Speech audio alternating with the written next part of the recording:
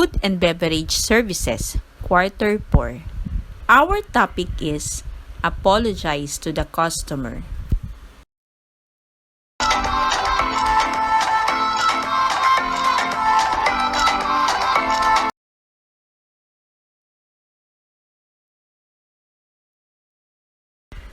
Apologize to the customer.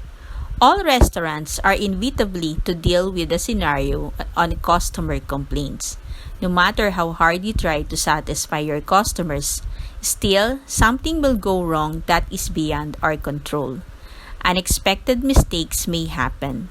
Some customers are hard to please and will complain if they are not fully satisfied. Unfortunately, restaurants have to deal with these complaints whether it is their fault or not. Customers believe that they have the right to complain and they expect an apology. This, of course, will not prevent you from becoming angry. Despite of your best efforts, the customer are still hostile. But just the same, you can still send them some courteous notes. Be ready to show concern and empathy to their situation. The following are some words used in apologizing the guest. I understand how you feel. I see. I apologize. I'm sorry. I can see you might feel that way. I understand you are not happy about the wait, sir, but we are working as fast as we can to get you a table. We really appreciate your patience and willingness to wait. Perhaps you would like to have a drink at our bar until your table is ready? It is not right to put the blame on the customer. Let them feel that you are ready to listen and address their concerns. Thank and acknowledge them. By this, you are putting your company on the side of the customer. It is not right to put the blame on the customer. Let them feel that you are ready to listen and address their concerns. Thank and acknowledge them. By this, you are putting your company on the side of the customer.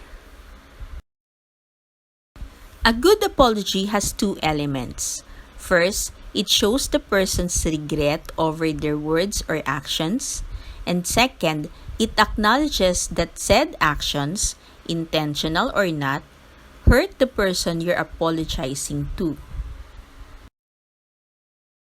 So you can't just say, I'm sorry, and leave it at that. You've got to show remorse and understanding that your actions hurt someone else. Only when these two elements are present in your apology can you start to rebuild your broken relationship with the customer. The last approach. This approach or action help you calm down the unhappy customer. First is the letter L, which stands for listen. Listen to the customer's problem and complaints. Give them your full attention while they are talking and show sincerity that you care. Feel them and you are willing to help. Next is letter A, which stands for apologize. Let them feel that you are sorry for his bad experiences. Next is letter S, which is solve the problem. If you don't know how to resolve it, then call somebody to help you. You may call the manager for assistance. And lastly, letter T, or thank the customer for bringing the concern and calling your attention. Good customer service and satisfactions are the main concern of a business. As a wait staff, it is very important to know how to deal with customers so that they will feel happy and comfortable. But sometimes, there are an unexpected situation that we encounter. Some customers are hard to please and will complain if they are not fully satisfied, and we have to deal with these complaints whether it is their fault or not. Customers believe that they have the right to complain, and they expect an apology. Of course, this will not prevent you from becoming angry. Despite of your best efforts, the customer are still aggressive. A time to remember.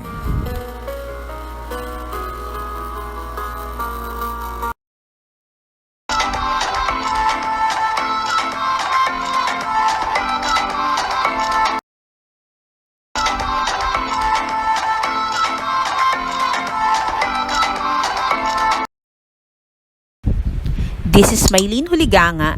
Thank you for watching.